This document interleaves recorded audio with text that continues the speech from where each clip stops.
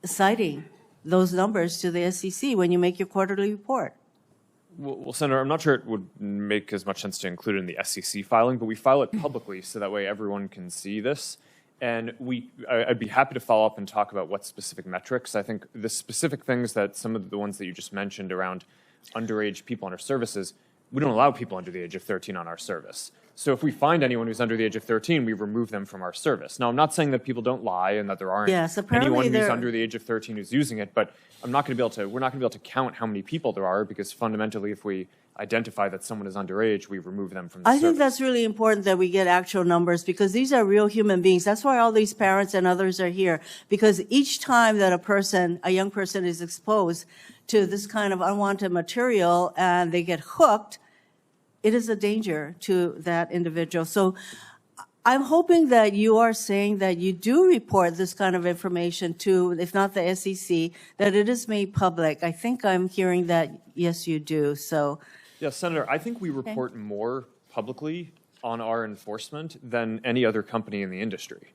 And we're very supportive of transparency measures.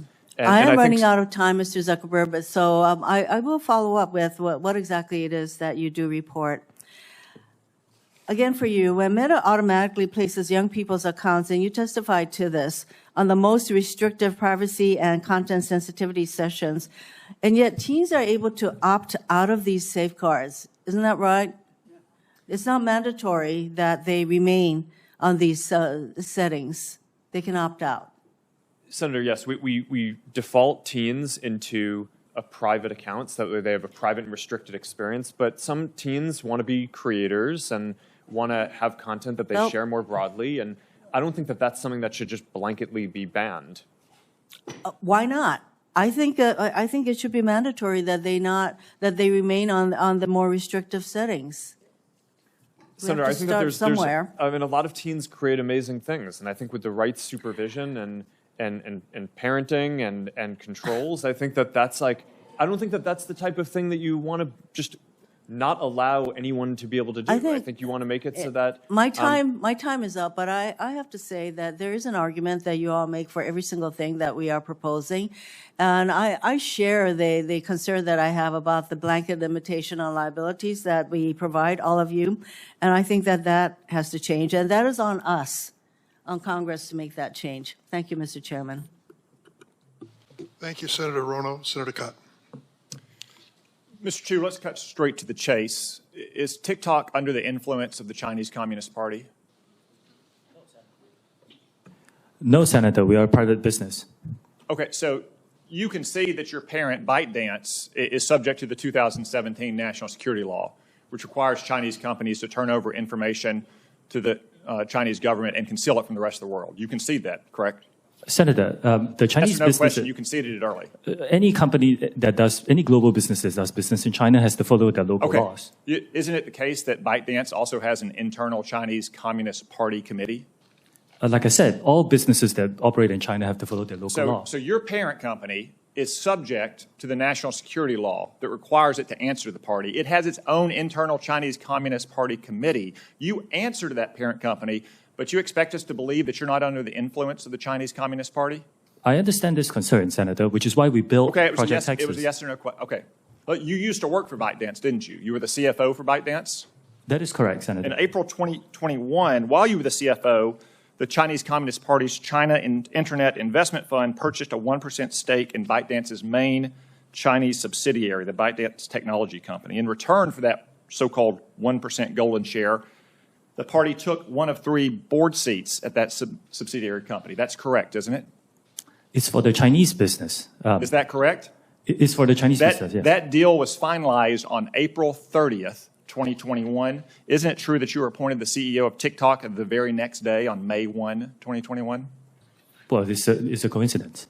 It's a coincidence that you were the CFO, Senator, that the Chinese Communist Party took its golden share in its board seat, and the very next day you were appointed the CEO of TikTok?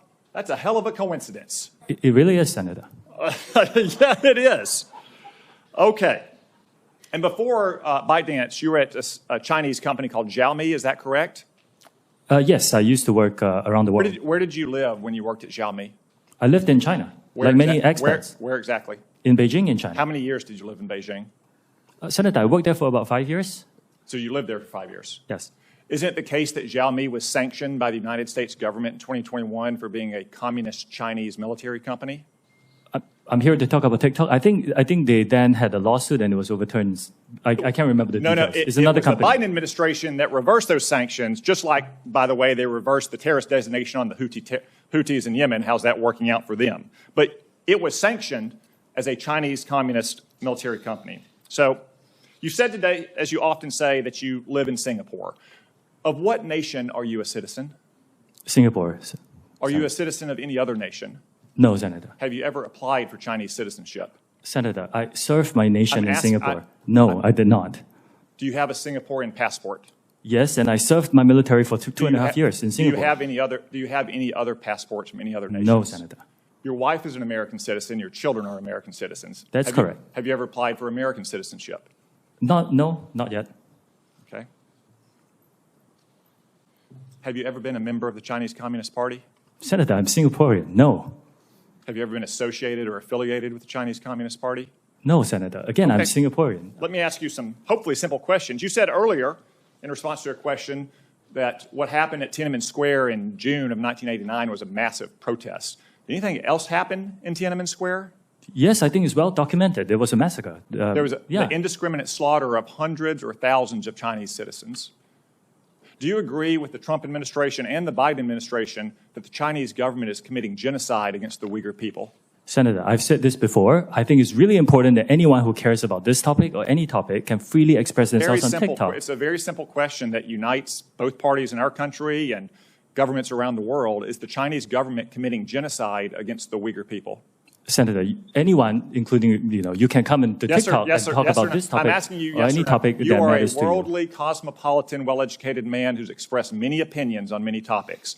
Is the Chinese government committing genocide against the Uyghur people? Actually, Senator, I talk mainly about my company, and I'm here to talk about what TikTok does. Yes or no? You're here to give testimony that's truthful and honest and complete. Let me ask you this. Joe Biden last year said that Xi Jinping was a dictator. Do you agree with Joe Biden that Xi Jinping a dictator? Senator, I'm not going to comment on any world leaders. Why won't you answer these very simple questions? Senator, it's not appropriate for me as a businessman to comment on world leaders. Are you scared that you'll lose your job if you say anything negative about the Chinese Communist Party? I disagree that. You will find content that is critical of China on our platform. The next time you go on, are you scared that you'll be arrested and disappear the next time you go to mainland China? Senator, you will find content that's critical of China and any other country freely on TikTok. Okay. Let's turn to what TikTok, a tool of the Chinese Communist Party, is doing to America's youth. Does the name Mason Edens ring a bell? Senator, you may have to give me more specifics if you don't mind. Yeah, he was a 16-year-old Arkansan. After a breakup in 2022, he went on your platform and searched for things like inspirational quotes and positive affirmations. Instead, he was served up numerous videos glamorizing suicide until he killed himself by gun. What about the name Chase Nazca? Does that ring a bell? Would you mind giving me more details, please? He was a 16-year-old who saw more than 1,000 videos on your platform about violence and suicide until he took his own life by stepping in front of a plane or train.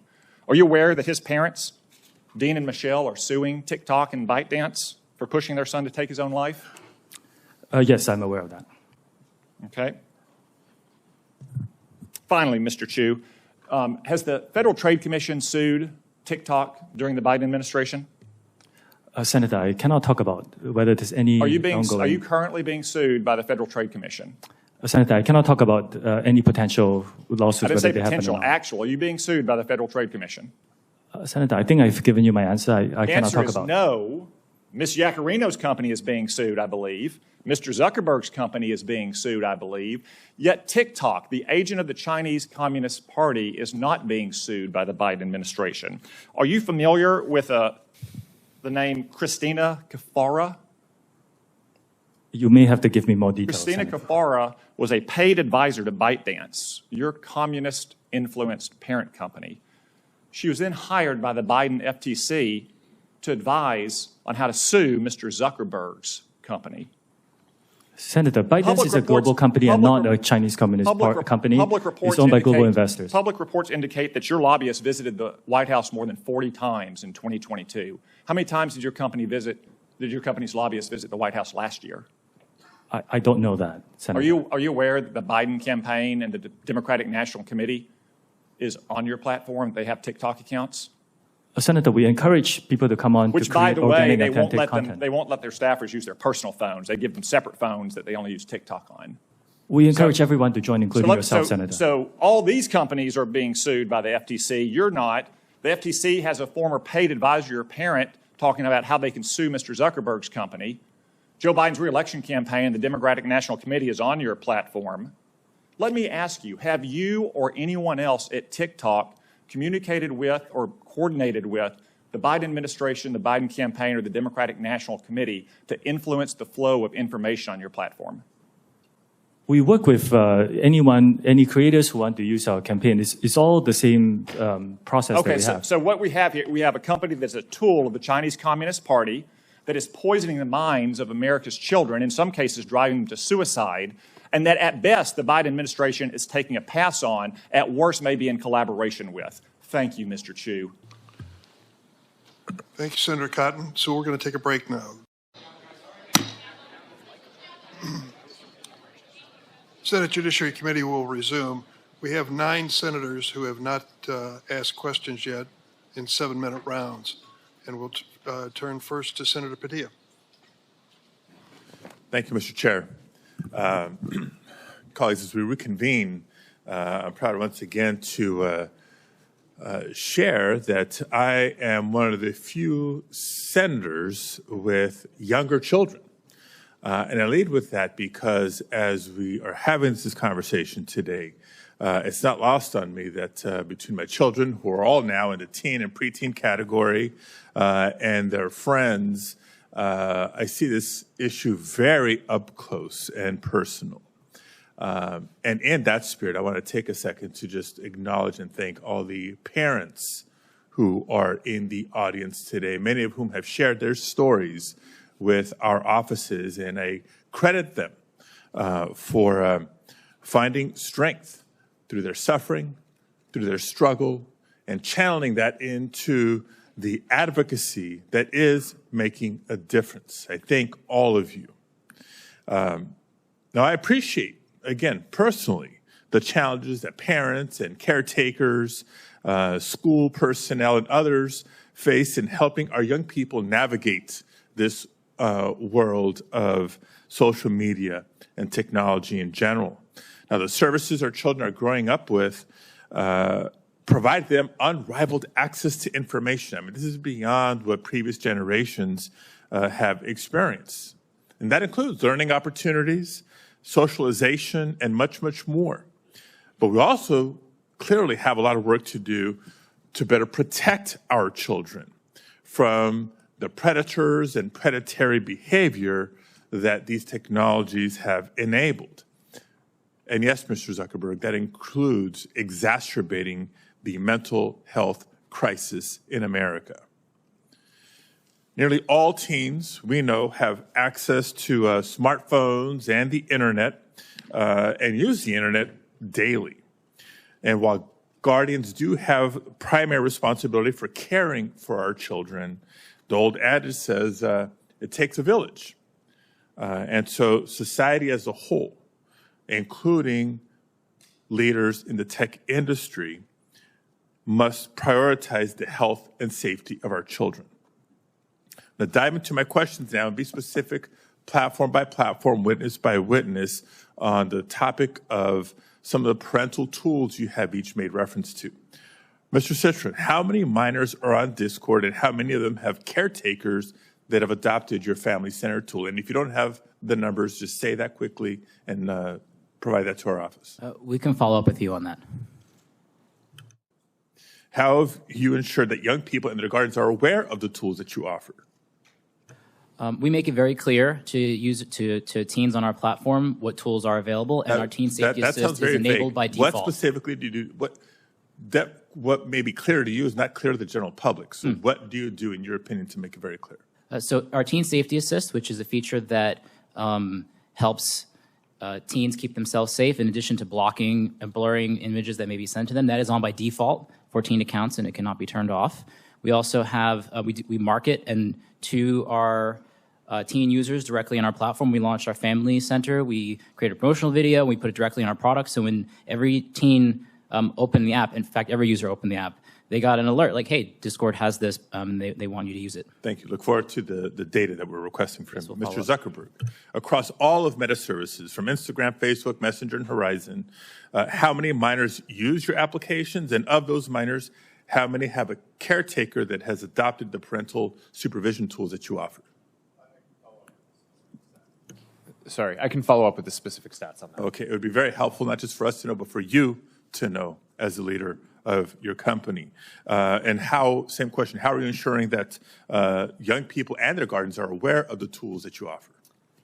We run pretty extensive ad campaigns, both on our platforms and outside. We work with creators and organizations like Girl Scouts to make sure that this is broadly that there's broad awareness of the tools. Okay. Mr. Spiegel, how many minors use Snapchat? And of those minors, how many have caretakers that are registered with your family center? Senator, I believe approximately, in the United States, there are approximately 20 million teenage users of Snapchat. I believe approximately 200,000 parents use Family Center, and about 400,000 teens have linked their account to their parents using Family Center. So 200,000, 400,000 sounds like a big number, but small in percentage of the minors using Snapchat. What are you doing to ensure that young people and their guardians are aware of the tools you offer? Senator, we create a banner for Family Center on the user's profiles so that accounts we believe may be of the age that they could be parents can see the entry point into Family Center easily. Okay. Mr. Chu, how many minors are on TikTok, and how many of them have a caregiver that uses your family tools? Senator, I need to get back to you on the specific numbers, but we were one of the first platforms to give what we call family pairing to parents. You go to settings, you turn on the QR code, your teenager's QR code and yours, you scan it. And what it allows you to do is you can set screen time limits, you can filter out some keywords, you can turn on a more restricted mode. And we're always talking to parents. I met a group of parents and teenagers and high school teachers last week to talk about what more we can provide in the family pairing mode. Ms. Yacarino, how many minors use X, and are you planning to implement safety measures or guidance for caretakers like your peer companies have? Thank you, Senator. Less than 1% of all U.S. users are between the ages of 13 and 17. Less than 1% of how many? Of 90 million U.S. users. Okay, so still hundreds of thousands. Continue. Yes, yes, and every single one is very important. Being a 14-month-old company, we have reprioritized child protection and safety measures, and we have just begun to talk about and discuss how we can enhance those with parental controls. Let me continue with a follow-up question for Mr. Citron. In addition to keeping parents informed about the nature of various internet services, there's a lot more we obviously need to do. For today's purposes, while many companies offer a broad range of quote-unquote user empowerment tools, it's helpful to understand whether young people even find these tools helpful. So appreciate you sharing your Teen Safety Assist and the tools and how you're advertising it, but have you conducted any assessment of how these features are impacting minors' use of your platform? Our intention is to give teens tools, capabilities that they can use to keep themselves safe, and also so our teams can help keep teens safe.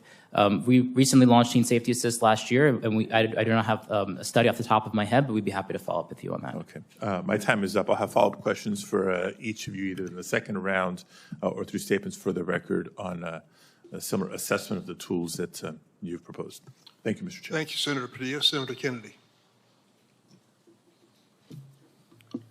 Thank you all for being here. Mr. Spiegel, I see you hiding down there. What does yada, yada, yada mean? I'm not familiar with the term, Senator. Very uncool. Can we agree that what you do, not what you say, what you do is what you believe and everything else is just cottage cheese? Yes, Senator. You agree with that? Speak up. Don't be shy. I've listened to you today. I've heard a lot of yada, yada, yadaing. And I've heard you talk about the reforms you've made, and I appreciate them. And I've heard you talk about the reforms you're going to make. But I don't think you're going to solve the problem. I think Congress is going to have to help you. I think the reforms you're talking about to some extent are going to be like putting paint on rotten wood. And I'm not sure you're going to support this legislation. I'm not. The fact is that you and some of your internet colleagues who are not here are no longer, you're not companies, you're countries. You're very, very powerful. And you and some of your colleagues who are not here have blocked everything we have tried to do in terms of reasonable regulation. Everything from privacy to child exploitation. And in fact, we have a new definition of recession. A recession is when, we know we're in a recession when Google has to lay off 25 members of Congress. That's what we're down to. We're also down to this fact that your platforms are hurting children. I'm not saying they're not doing some good things, but they're hurting children. And I know how to count votes, and if this bill comes to the floor of the United States Senate, it will pass. What we're going to have to do, and I say this with all the respect I can muster, is convince my good friend Senator Schumer to go to Amazon, buy a spine online, and bring this bill to the Senate floor.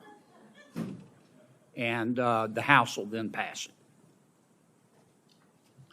Now, that's one person's opinion. I may be wrong, but I doubt it. Mr. Zuckerberg, let me ask you a couple of questions. I might wax a little philosophical here. I have to hand it to you.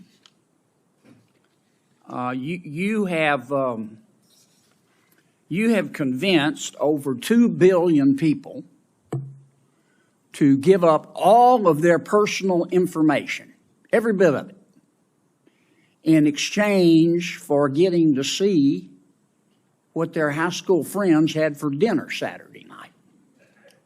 That's pretty much your business model, isn't it? It's not how I would characterize it. And we give people the ability to connect with the people they care about and to engage with the topics that they care about. And you take this information, this abundance of personal information, and then you develop algorithms to punch people's hot buttons, and send and steer to them information that punches their hot buttons again and again and again to keep them coming back and to keep them staying longer. And as a result, your users see only one side of an issue. And so, to some extent, your platform has become a killing field for the truth, hasn't it? I mean, Senator, I disagree with that characterization. We build ranking and recommendations because people have a lot of friends and a lot of interests, and they want to make sure that they see the content that's relevant to them. We're trying to make a product that's useful to people and make our services as helpful as possible for people to connect with the people they care about and the interests they care about. But you don't show them both sides. You don't give them balanced information. You just keep punching their hot buttons, punching their hot buttons. You don't show them balanced information so people can discern the truth for themselves. And you rev them up so much that so often your platform and others becomes just cesspools of snark where nobody learns anything, don't they? Well, Senator, I disagree with that. I think people can engage in the things that they're interested in and learn quite a bit about those. We have done a handful of different experiments and things in the past around news and trying to show content on a diverse set of perspectives. I think that there's more that needs to be explored there, but I don't think that we can solve that by ourselves. One of the things that I saw... I'm sorry to cut you off. Mr. President, but I'm going to run out of time. Do you think your users really understand what they're giving to you, all of their personal information, and how you process it and how you monetize it? Do you think people really understand?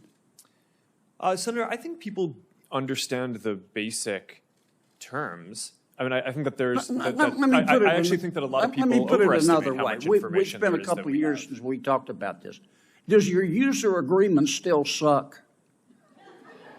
I'm not sure how to answer that, Senator. Can you I think still the hide a dead body and all that legalese where nobody can find it? Senator, I'm not quite sure what you're referring to, but I think people get the basic deal of using these services. It's a free service. You're using it to connect with the people you care about. If you share something with people, other people will be able to see your information. It's inherently, if you're putting something out there to be shared publicly or with a private set of people, it's, you're inherently putting it out there. So I think people get that basic part of how the service But Mr. works. Zuckerberg, you're in the foothills of creepy. You track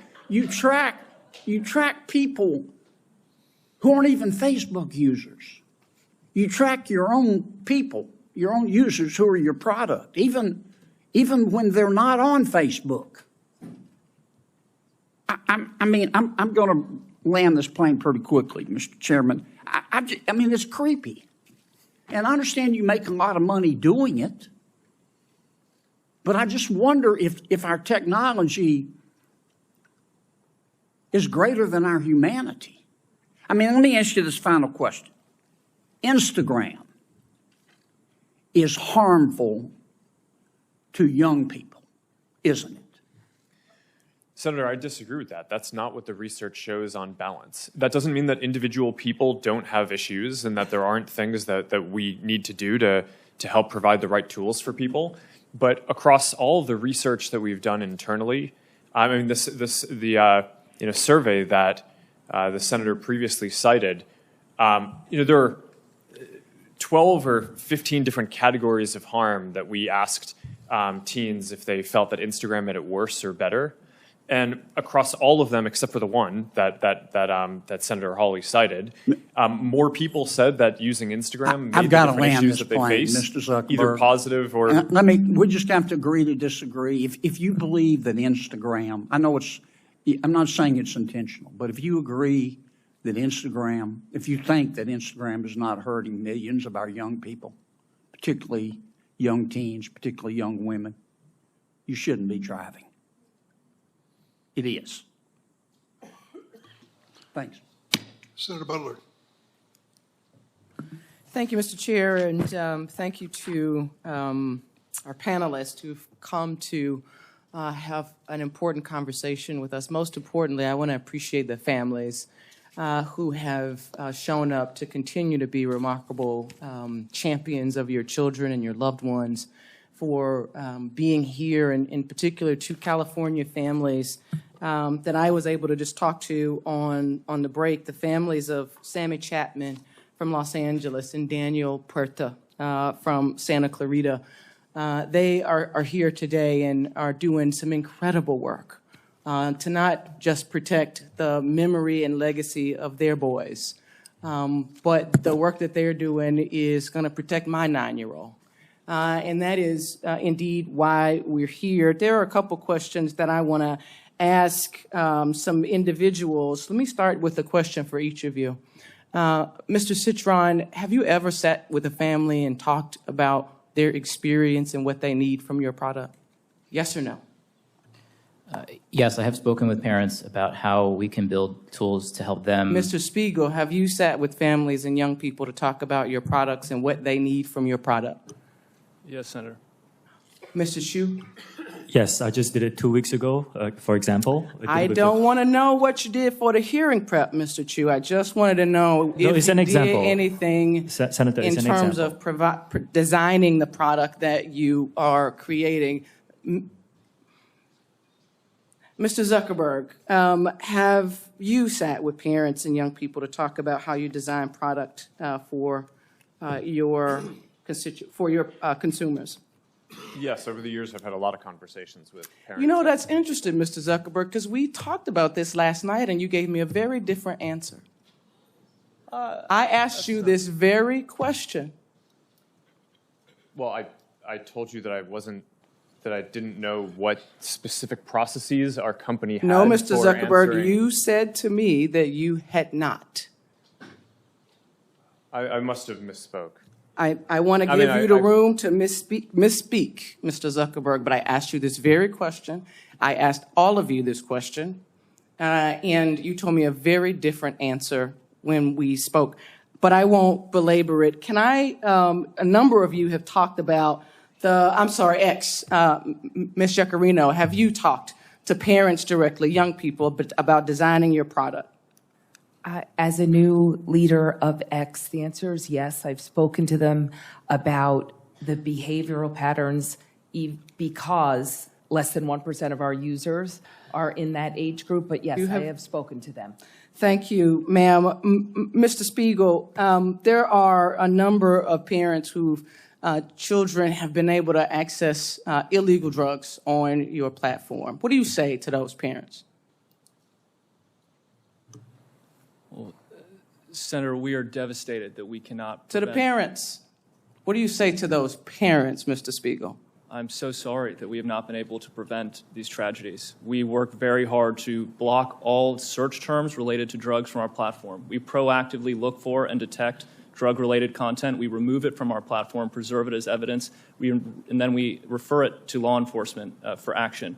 We've worked together with nonprofits and with families on education campaigns because the scale of the fentanyl epidemic is extraordinary. Over 100,000 people lost their lives last year, and we believe people need to know that one pill can kill. That campaign reached was viewed more than 260 million times on Snapchat.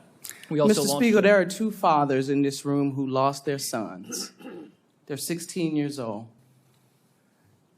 Their children were able to get those pills from Snapchat. I know that there are statistics, and I know that there are good efforts. None of those efforts are keeping our kids from getting access to those drugs on your platform.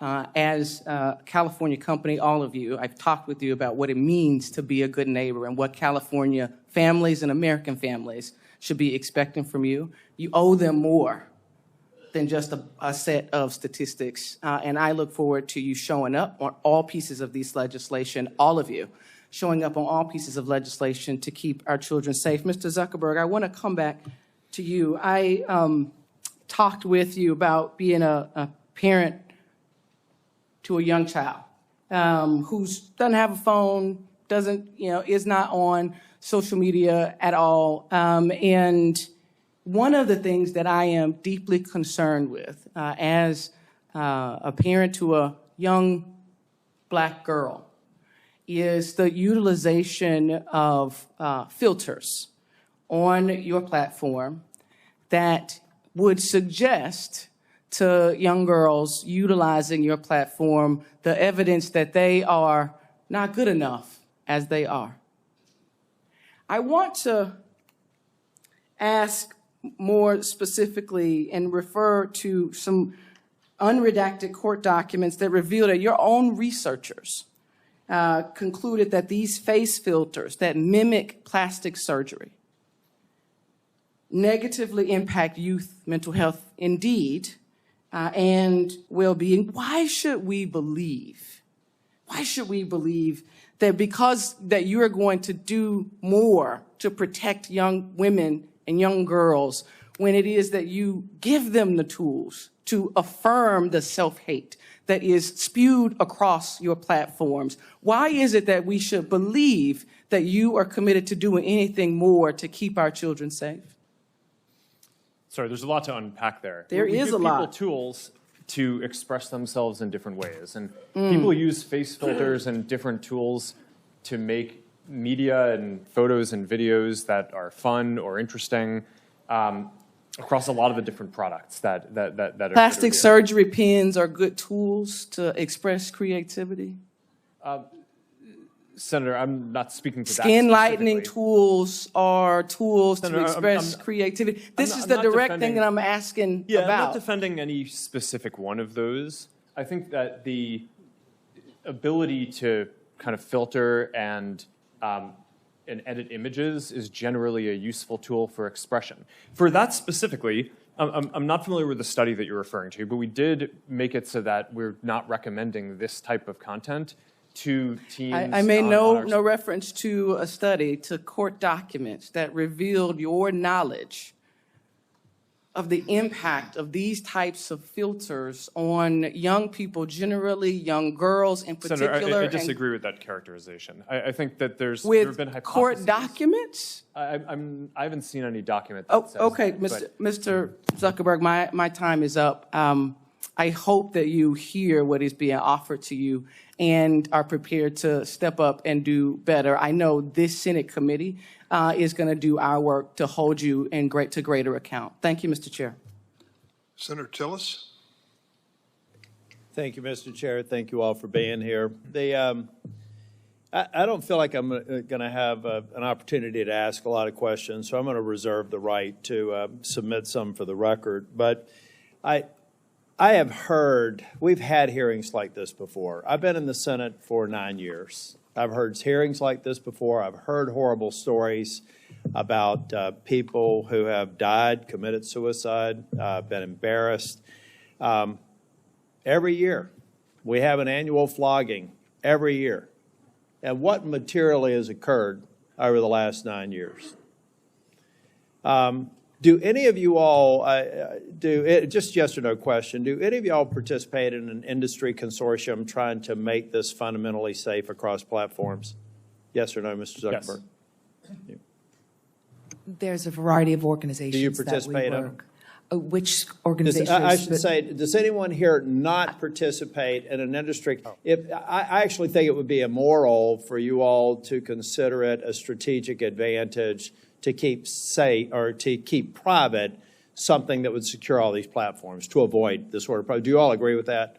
That anybody that would be saying you want ours because ours is the safest and these haven't figured out the secret sauce, that you as an industry realize this is an existential threat to you all if we don't get it right, right? I mean, you've got to secure your platforms. You got to deal with this. Do you not have an inherent mandate to do this? Because it would seem to me if you don't, you're going to cease to exist. I mean, we could regulate you out of business if we wanted to. And the reason I'm saying it may sound like a criticism. It's not a criticism. I think we have to understand that there should be an inherent motivation for you to get this right. Our Congress will make a decision that could potentially put you out of business. Here's the reason I have a concern with that, though. I just went on the internet while I was listening intently to all the other members speaking, and I found a dozen different platforms outside the United States, 10 of which are in China, 2 of which are in Russia. Their daily average subscriber or active membership numbers in the billions. Well, people say you can't get on China's version of TikTok. It took me one quick search on my favorite search engine to find out exactly how I could get an account on this platform today. And so the other thing that we have to keep in mind, I come from technology. I could figure out, ladies and gentlemen, I could figure out how to influence your kid without them ever being on a social media platform. I can randomly send text and get a bite and then find out an email address and get compromising information. It is horrible to hear some of these stories, and I have shared and I've had these stories occur in my hometown down in North Carolina.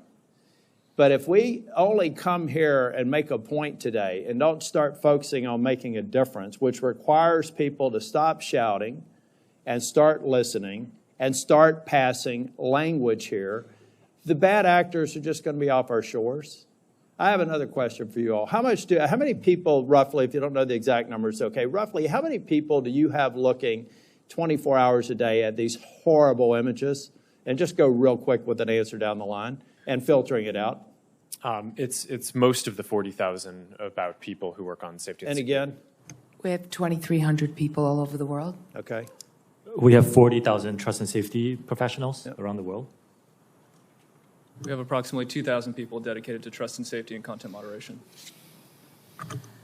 Our platform is much smaller than these folks. Yeah. We have hundreds of people, and it's looking at content, and 15% of our workforce. I'm only mentioning these people have a horrible job. Many of them experience They have to get counseling for all the things they see. We have evil people out there. And we're not going to fix this by shouting past or talking past each other. We're going to fix this by every one of y'all being at the table and hopefully coming closer to what I heard one person say, supporting a lot of the good bills, like one that I hope Senator Blackburn mentions when she gets a chance to talk. But guys, if you're not at the table and securing these platforms, you're going to be on it. And the reason why I'm not okay with that is that if we ultimately destroy your ability to create value and drive you out of business, the evil people will find another way to get to these children. And I do have to admit, I don't think my mom's watching this one, but there is good. We can't look past good that is occurring. My mom, who lives in Nashville, Tennessee, and I talked yesterday, and we talked about a Facebook post that she made a couple of days ago. We don't let her talk to anybody else. That connects my 92-year-old mother with her grandchildren and great-grandchildren. That lets a kid who may feel awkward in school to get into a group of people and relate to people. Let's not throw out the good because we haven't all together focused on rooting out the bad. Now, I guarantee you, I could go through some of your governance documents and find a reason to flog every single one of you because you didn't place the emphasis on it that I think you should. But at the end of the day, I find it hard to believe that any of you people started this business, some of you in your college dorm rooms, for the purposes of creating the evil that is being perpetrated on your platforms. But I hope that every single waking hour, you're doing everything you can to reduce it. You're not going to be able to eliminate it. And I hope that there are some enterprising young tech people out there today that are going to go to parents and say, ladies and gentlemen, your children have a deadly weapon. They have a potentially deadly weapon, whether it's a phone or a tablet. You have to secure it. You can't assume that they're going to be honest and say that they're 16 when they're 12. We all have to recognize that we have a responsibility to play, and you guys are at the tip of the spear. So I hope that we can get to a point to where we are moving these bills. If you got a problem with them, state your problem. Let's fix it. No is not an answer. And know that I want the United States to be the beacon for innovation, to be the beacon for safety, and to prevent people from using other options that have existed since the internet has existed to exploit people. And count me in as somebody that will try and help out. Thank you, Mr. Chair. Thank you, Senator Tillis. Next is Senator Ossoff. Thank you, Mr. Chairman, and thank you to our witnesses today. Mr. Zuckerberg, I want to begin by just asking a simple question, which is, do you want kids to use your platform more or less? Well, we don't want people under the age of 13 using. Do you want teenagers 13 and up to use your platform more or less? Well, we would like to build a product that is useful and that people want to use more. My time is going to be limited, so it's just, do you want them to use it more or less? Teenagers 13 to 17 years old, do you want them using Meta products more or less? I'd like them to be useful enough that they want to use them more. You want them to use it more. I think herein we have one of the fundamental challenges. In fact, you have a fiduciary obligation, do you not, to try to get kids to use your platform more? It depends on how you define that. We obviously are a business. I'm sorry, Mr. Zuckerberg, our time is, it's self-evident that you have a fiduciary obligation to get your users, including users under 18, to use and engage with your platform more rather than less, correct? Over the long term, but in the near term, we often take a lot of steps, including we made a change to show less videos that on the platform that reduced amount of time by more than 50 million Okay, hours. but if your shareholders ask you, Mark, I wouldn't, Mr. Zuckerberg here, but your shareholders might be on a first-name basis with you. Mark, are you trying to get kids to use Meta products more or less? You'd say more, right? Well, I would say that over the long term, we're trying to create the most. I mean, let's look. So the 10K you file with the SEC. A few things I want to note. Here are some quotes, and this is a filing that you signed, correct? Yes. Yeah. Our financial performance has been and will continue to be significantly determined by our success in adding, retaining, and engaging active users. Here's another quote. If our users decrease their level of engagement with our products, our revenue, financial results, and business may be significantly harmed. Here's another quote. We believe that some users, particularly younger users, are aware of and actively engaging with other products and services similar to or as a substitute for ours.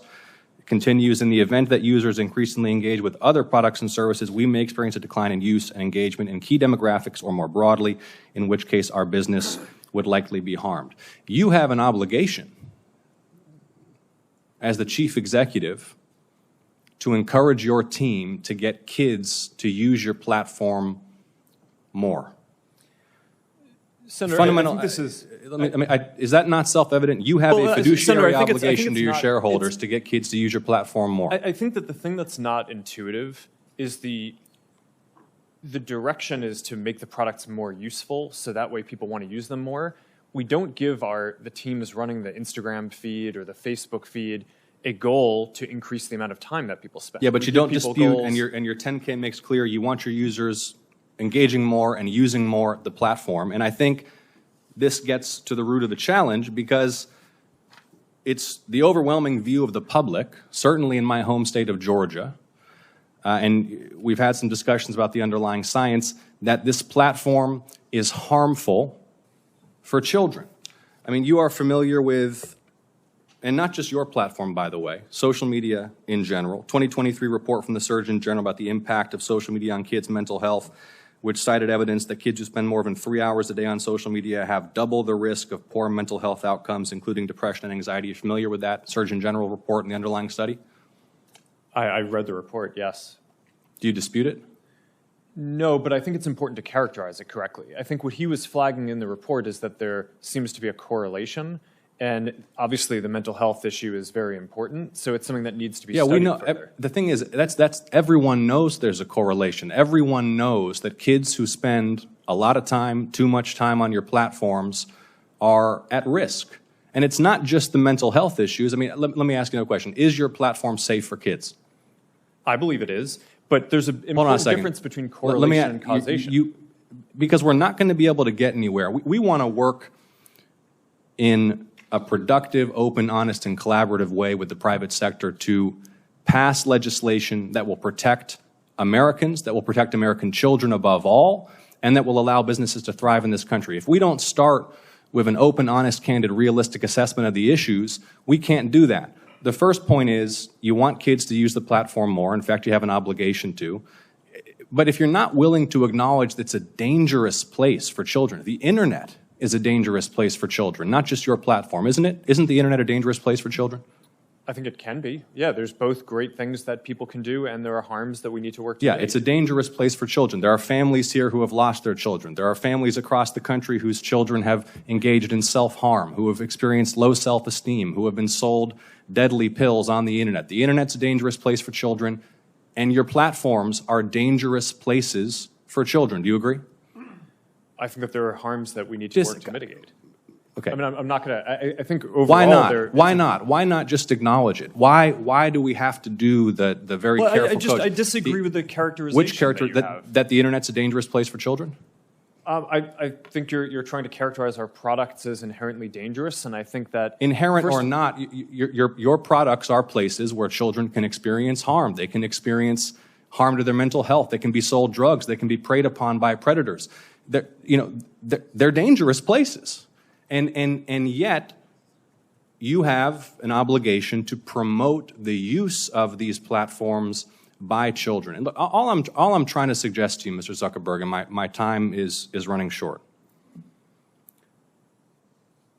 is that in order for you to succeed, you and your colleagues here, we have to acknowledge these basic truths. We have to be able to come before the American people, the American public, the people in my state of Georgia, and acknowledge the internet is dangerous, including your platforms. There are predators lurking. There are drugs being sold. There are harms to mental health that are taking a huge toll on kids' quality of life.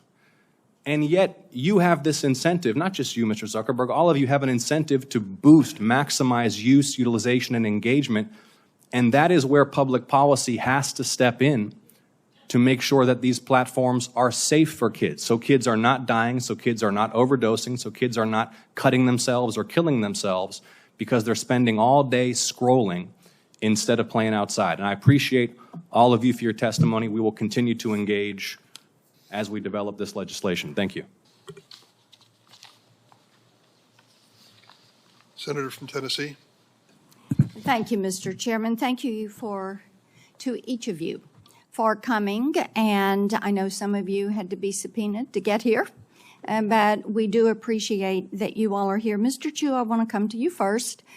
We've heard that you're looking at putting a headquarters in Nashville and likewise in Silicon Valley and Seattle. And what you're going to find probably is that the welcome mat is not going to be rolled out for you in Nashville like it would be in California. There are a lot of people in Tennessee that are very concerned about the way TikTok is basically building dossiers on our kids, the way they are building those on their virtual you. And also that information is held in China, in Beijing, as you responded to Senator Blumenthal and I last year in reference to that question. And we also know that a major music label yesterday said they were pulling all of their content off your site because of your issues on payment, on artificial intelligence, and because of the negative impact on our kids' mental health. So we will see how that progresses. Mr. Zuckerberg, I want to come to you. We have just had, Senator Blumenthal and I, of course, have had some internal documents and emails that have come our way. One of the things that really concerned me is that you referred to your young users in terms of their lifetime value of being roughly $270 per teenager. And each of you should be looking at these kids.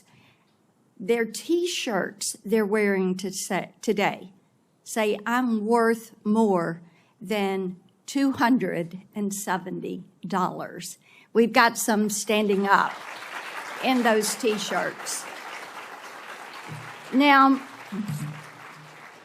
and some of the children from our state, some of the children, the parents that we have worked with, just to think, whether it is Becca Schmidt, David Mollick, Sarah Flatt, Annalie Schote, would you say that life is only worth $270?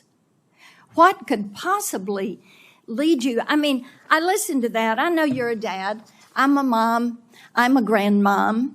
And how could you possibly even have that thought? It is astounding to me. And I think this is one of the reasons that states, 42 states are now suing you because of features that they consider to be addictive, that you are pushing forward.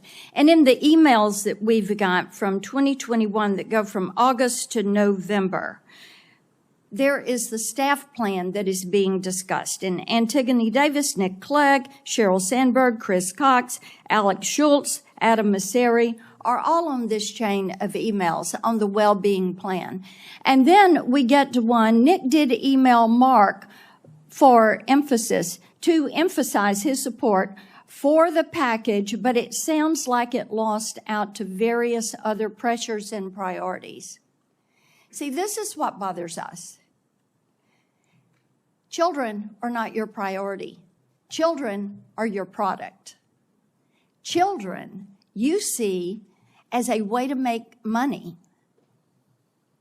And children, protecting children in this virtual space, you made a conscious decision. Even though Nick Clegg and others were going through the process of saying, this is what we do. These documents are really illuminating. And it just shows me that growing this business, expanding your revenue, what you were going to put on those quarterly filings, that was the priority. The children were not. It's very clear. I want to talk with you about the pedophile ring because that came up earlier, and the Wall Street Journal reported on that. And one of the things that we found out was after that became evident, then you didn't take that content down. And it was content that showed that teens were for sale and were offering themselves to older men. And you didn't take it down because it didn't violate your community standards. Do you know how often a child is bought or sold for sex in this country? Every 2 minutes. Every 2 minutes, a child is bought or sold for sex. That's not my stat. That is a TBI stat. Now, finally, this content was taken down after a congressional staffer went to Meta's global head of safety. So would you please explain to me and to all these parents why explicit predatory content does not violate your platform's terms of service or your community standards? Sure, Senator. Let me try to address all of the things that you just said. It does violate our standards. We work very hard to take it down. Didn't take it down. We've reported, I think it's more than 26 million examples of this kind of content. Didn't take it down until a congressional staffer brought it up. It may be that in this case we made a mistake and missed something. I think you make a lot of mistakes. But we so have, let's we have move leading on. teams that I want to identify talk more than with you about your Instagram Creators Program and about the push. We found out through these documents that you actually are pushing forward because you want to bring kids in early. You see these younger teenagers as valuable but an untapped audience, quoting from the emails, and suggesting teens are actually household influencers to bring their younger siblings into your platform, into Instagram. Now, how can you ensure that Instagram creators, your product, your program, does not facilitate illegal activities when you fail to remove content pertaining to the sale of minors? And it is happening once every 2 minutes in this country. Senator, our tools for identifying that kind of content are industry leading. That doesn't mean we're perfect. There are definitely issues that we have, but we continue to invest a ton in it. Yes, there are a lot that is slipping through. It appears that you're trying to be the premier sex trafficking Of course site not, Senator. in this country. Senator, that's ridiculous. No, it Senator, is not ridiculous. You want to turn around and we tell don't want these this people content that. on our platforms. And Why don't you take it down? We do take it We down. are here discussing. We do We more need work to you take it all down to than- work than- with than- us. No, you're not. You are not. And the problem is we've been working on this. Senator Welch is over there. We've been working on this stuff for a decade. You have an army of lawyers and lobbyists that have fought us on this every step of the way. You work with NetChoice, the Cato Institute, Taxpayers Protection Alliance, and Chamber of Progress to actually fight our bipartisan legislation to keep kids safe online. So are you going to stop funding these groups? Are you going to stop lobbying against this and come to the table and work with us? Yes or no? Senator, we have a... Yes or no? Of course we'll work with you on the legislation. Okay, I mean, the it's door been hard is to- open. We've got all these bills. You need to come to the table. Each and every one of you need to come to the table. And you need to work with us. Kids are dying.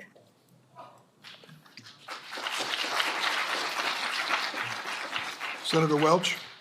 I want to thank my colleague, Senator Blackburn, for her decade of work on this. I actually have some optimism.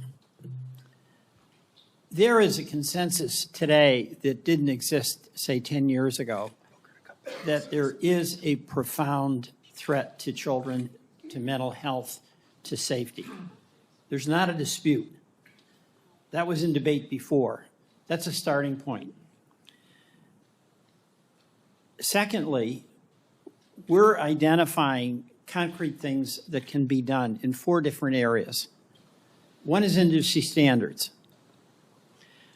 2 is legislation. 3 are the courts.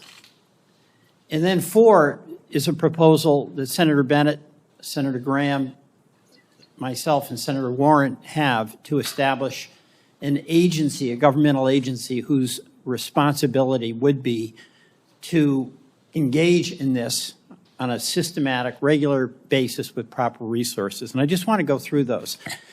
I appreciate the industry standard decisions and steps that you've taken in your companies.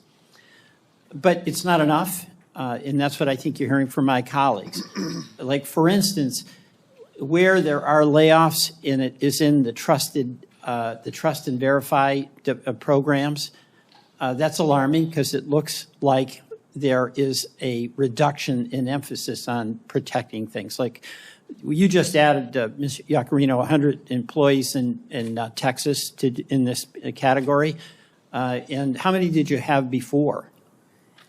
The company is just coming through a significant restructuring. So we've increased the number of trust and safety employees and agents all over the world by at least 10% so far in the last 14 months, and we will continue to do so, specifically in Austin, Texas. All right, Mr. Zuckerberg, my understanding is there have been layoffs in that area as well. There's added jobs there at Twitter, but at Meta, have there been reductions in that? There have been across the board, not really focused on that area. I think our investment is relatively consistent over the last couple of years. Right, we invested almost $5 billion in this work last year, and I think this year will be on the same order of magnitude. All right. And another question that's come up is when, to the horror of a user of any of your platforms, somebody has an image on there that's very compromising, often of a sexual nature. Is there any reason in the world why a person who wants to take that down can't have a very simple same-day response to have it taken down? I'll start with Twitter on that. I'm sorry, Senator, I was taking notes. Could you repeat the question? Well, there's a lot of examples of a young person finding out about an image that is of them and really compromises them and actually can create suicidal thoughts. And they want to call up or they want to send an email and say, take it down. I mean, why is it not possible for that to be responded to immediately? Well, we all strive to take down any type of violative content or disturbing content immediately. At X, we have increased our capabilities with a two-step reporting process. If I'm a parent or I'm a kid and I want this down, shouldn't there be methods in place where it comes down? You can see what the image is. Yes. An ecosystem-wide standard would improve and actually enhance the experience for users at all our platforms. All right. There actually is an organization that I think a number of the companies up here are a part of called Take It Down. It's some technology that we and a few others built. All right, so you all are in favor of that because that is going to give some peace of mind to people. All right, it really, really matters. I don't have that much time, so we've talked about the legislation, and Senator White House had asked you to get back with your position on Section 230, which I'll go to in a minute. But I would welcome each of you responding as to your company's position on the bills that are under consideration in this hearing. All right? I'm just asking you to do that. Third, the court. This big question of Section 230. And today, I'm pretty inspired by the presence of the parents who have turned their extraordinary grief into action and hope that other parents may not have to suffer what for them is a devastating, for everyone, a devastating loss. Senator Whitehouse asked you all to get back very concretely about Section 230 and your position on that. But it's an astonishing benefit that your industry has that no other industry has. They just don't have to worry about being held accountable in court if they're negligent. So you've got some explaining to do, and I'm just reinforcing Senator Whitehouse's request that you get back specifically about that. And then finally, I want to ask about this notion, this idea of a federal agency who's resourced and whose job is to be dealing with public interest matters that are really affected by big tech. It's extraordinary what has happened in our economy with technology, and your companies represent innovation and success. But just as when the railroads were ascendant and were in charge and ripping off farmers because of practices they were able to get away with, just as when Wall Street was flying high, but there was no one regulating blue sky laws, we now have a whole new world in the economy. And Mr. Zuckerberg, I remember you testifying in the Energy and Commerce Committee, and I asked you your position on the concept of a federal regulatory agency. My recollection is that you were positive about that. Is that still the case? I think it could be a reasonable solution. There are obviously pros and cons to doing that versus through the normal, the current structure of having different regulatory agencies focused on specific issues. Right. But because a lot of the things trade off against each other, like one of the topics that we talked about today is encryption, and that's obviously really important for privacy and security. Right. But can we just go down the line? I'm at the end, but thank you, Mr. Giacomino. Senator, I think the industry initiative to keep those conversations going would be something X would be very, very proactive about. If you think about our support of the REPORT Act, the SHIELD Act, the Stop CSAM Act, our support of the Project Safe Childhood Act, I think our intentions are clear to participate and to lead here. Yeah. Senator, we support national privacy legislation, for example, so that sounds like a good idea. We just need to understand what it means. All right. Mr. Spiegel? Senator, we'll continue to work with your team, and we'd certainly be open to exploring the right regulatory body for big technology. But the idea of a regulatory body is something that you can see has merit. Yes, Senator. And Mr. Sifrin? Yeah, we're very open to working with you and our peers and anybody on helping make the internet a safer place. You know, I think you mentioned this is not a one-platform problem. Right. So we do look to collaborate with other companies and with nonprofits in the government. Okay. I thank you all. Mr. Chairman, I yield back. Thank you, Senator Welch. Well, we're going to conclude this hearing, and thank you all for coming today. You probably have your scorecard out there. You've met at least 20 members of this committee and have your own impressions of their questioning and approach and the like. But the one thing I want to make clear as chairman of this committee for the last 3 years is this was an extraordinary vote on an extraordinary issue. A year ago, we passed 5 bills unanimously in this committee. You heard all the senators. Every spot on the political spectrum was covered. Every single senator voted unanimously in favor of the 5 pieces of legislation we've discussed today. It ought to tell everyone who follows Capitol Hill and Washington a pretty stark message. We get it, and we live it. As parents and grandparents, we know what our daughters and sons and others are going through. They cannot cope. They cannot handle this issue on their own. They're counting on us as much as they're counting on the industry to do the responsible thing. And some will leave with impressions of our witnesses and the companies they represent that you're right as an American citizen.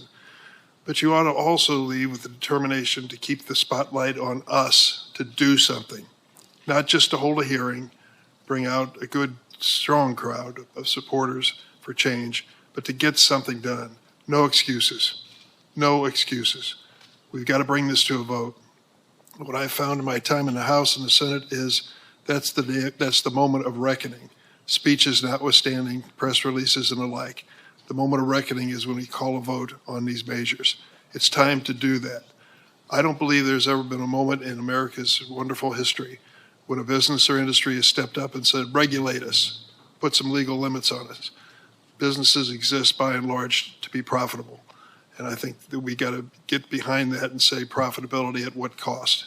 Senator Kennedy, a Republican colleague, said, is our technology greater than our humanity? I think that is a fundamental question that he asked. What I would add to it, are our politics greater than technology? We're going to find out. I want to thank a few people before we close up here. I've got several staffers who've worked so hard on this. Alexandra Gelber, thank you very much, Alexandra. Jeff Hansen, Scott Jorgensen. Last point I'll make, Mr. Zuckerberg, is just a little advice to you. I think your opening statement on mental health needs to be explained because I don't think it makes any sense.